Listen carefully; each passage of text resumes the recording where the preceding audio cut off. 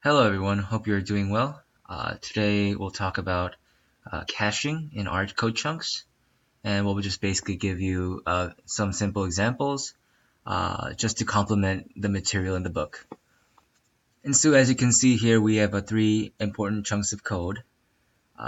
Basically, over here we have the code chunk which is named compute A, and we cache the result, and we set cache to true.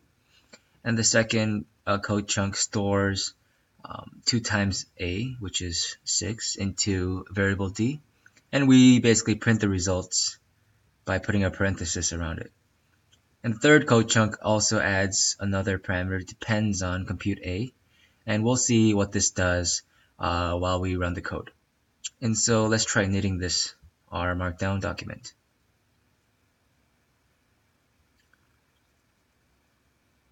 And as you can see, we get A3 stored into A, and D over here is 6, and it's 6 here again.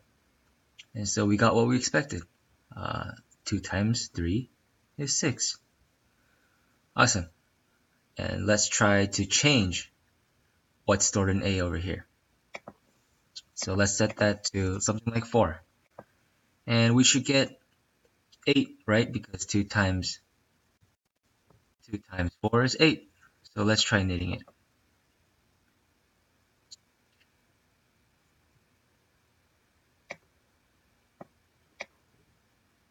But wait, why is it still 6? So you see here that it's not what we expected. We want it to become 8.